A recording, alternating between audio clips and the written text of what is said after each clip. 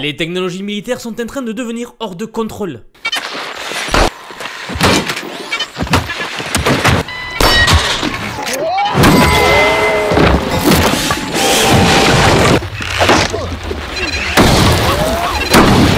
Dans cette vidéo, je vais vous présenter une technologie qui transformerait de simples humains en de vrais robots Terminator. Un casque militaire qui donne de la vision robotique à des humains. Et vous allez voir que ce genre de technologie est complètement folle si elle vient à se démocratiser dans la société civile.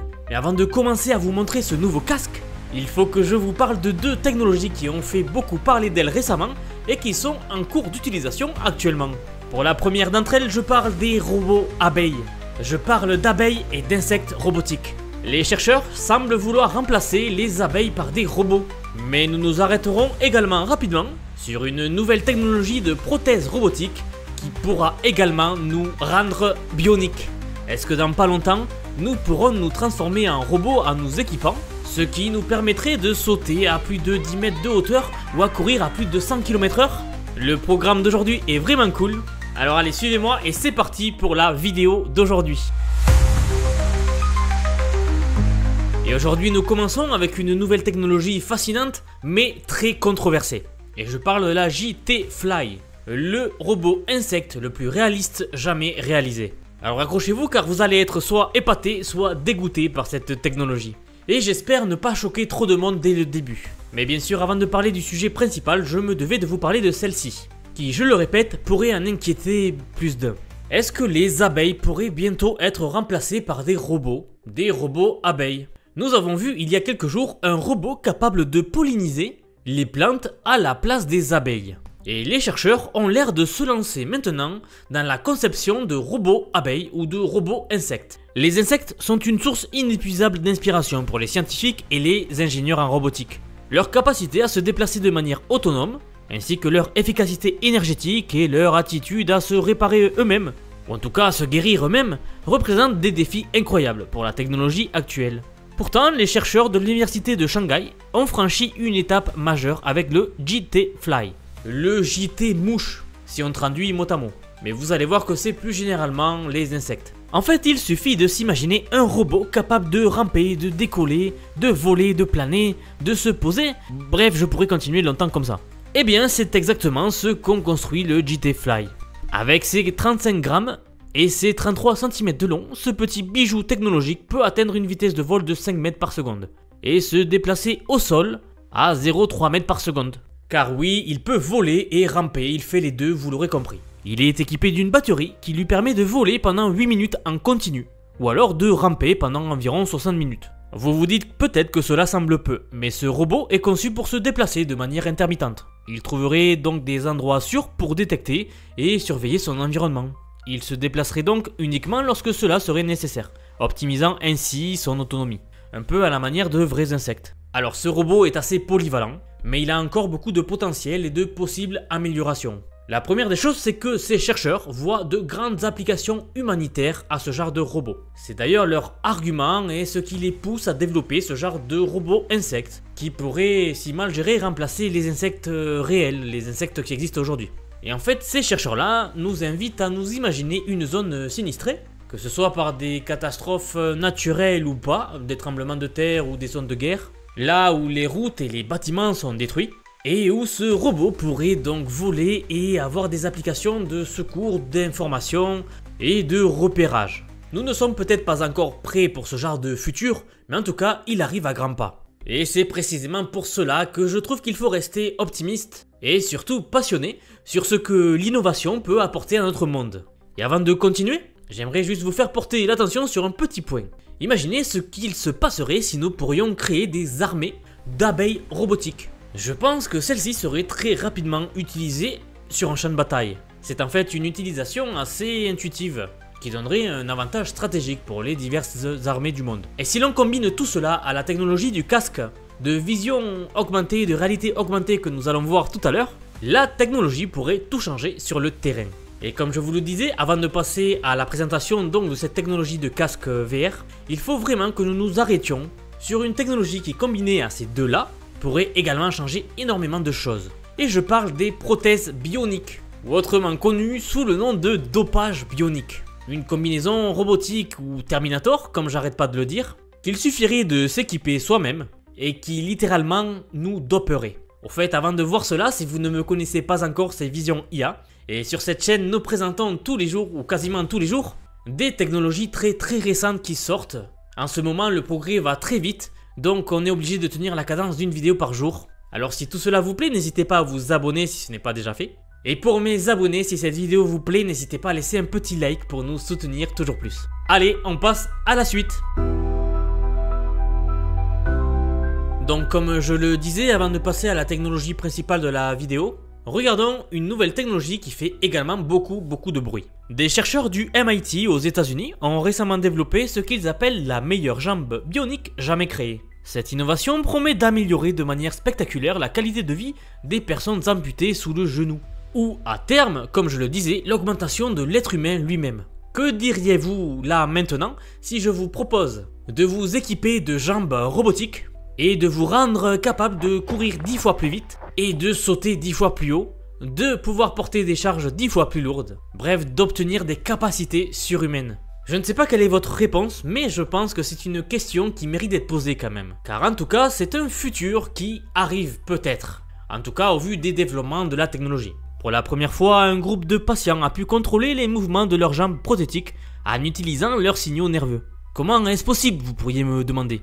La clé de cette avancée réside dans une combinaison ingénieuse de techniques chirurgicales spécialisées ainsi que de technologies robotiques assez avancées. Les chercheurs ont mis au point une interface neuronale non invasive, ce qui est un point assez important, qui permet aux patients de marcher avec une démarche naturelle, guidés par leur propre impulsion nerveuse, tout comme ils le feraient avec un membre naturel. L'innovation a été détaillée dans un article publié dans la très prestigieuse revue Nature Medicine. Alors, au passage, il vous suffit de taper Nature et jambes robotiques sur Google, vous trouverez l'info. Car je sais que cela fait réagir beaucoup de personnes, mais j'avais déjà expliqué les raisons de tout cela, donc pas besoin d'y revenir. Selon Hugh R., le co-auteur de l'étude et développeur des prothèses bioniques au MIT, les résultats sont tout simplement époustouflants. Il explique que les patients dotés de cette interface peuvent marcher à des vitesses normales, alors qu'ils ne pouvaient pas marcher, monter et descendre des escaliers, des pentes, éviter des obstacles de manière naturelle et involontaire. Bref, vous l'aurez compris, ils sont capables de marcher à nouveau. C'est donc un nouveau type de chirurgie qui a été développé pour greffer ce genre de jambes sur les patients. Les chercheurs créent ce qu'ils appellent une interface agoniste-antagoniste neuronale, ou plus simplement dit une interface AMI.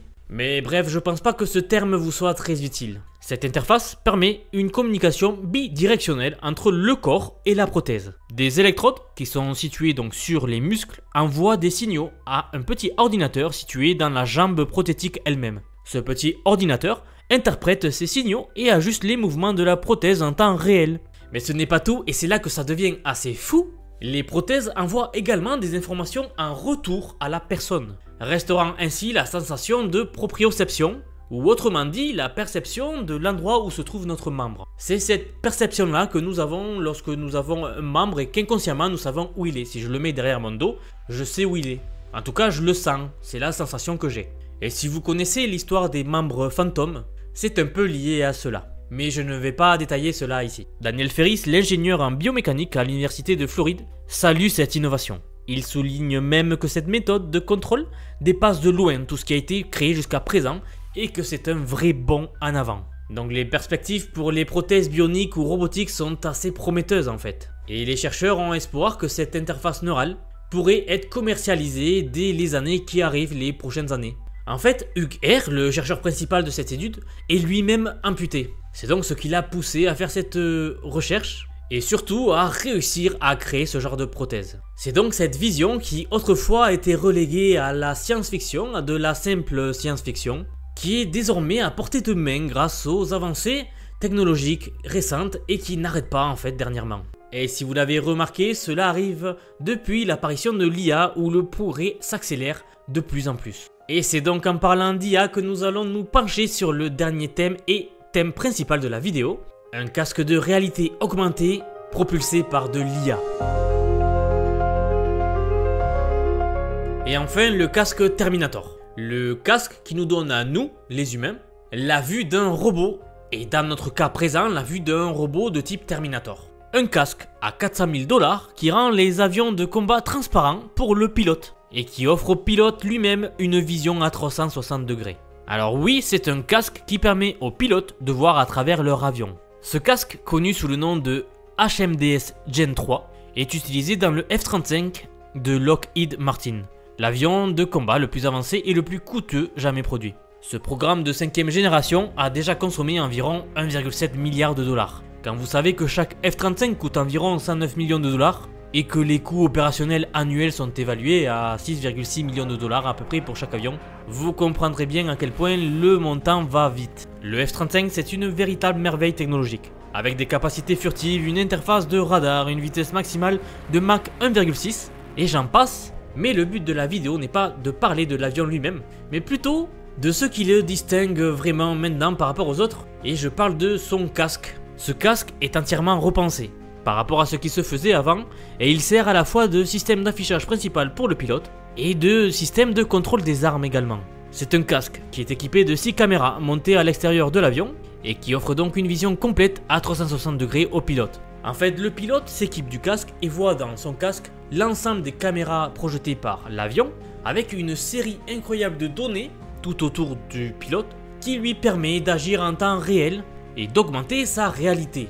Le pilote peut littéralement voir à travers l'avion et voir le sol de dessous comme si l'avion était transparent. Il faut imaginer la scène, vous êtes dans le cockpit, vous regardez vers le bas et vous voyez directement la piste ou le paysage d'en dessous sans voir votre corps. Ça doit être une expérience assez immersive. Et non seulement le casque vous permet de voir à travers l'avion, mais il affiche également en continu des informations de vol, ainsi que des données provenant des capteurs de l'avion, qui sont du texte superposé en réalité augmentée un peu partout sur votre champ de vision. Cela permet au pilote de marquer et de suivre des cibles simplement en les regardant. La nuit, le casque offre une vision nocturne, mais cela vous vous en doutiez. Il pèse environ 2,3 kg, ce qui est comparable à un casque de moto et est assez facile à équiper.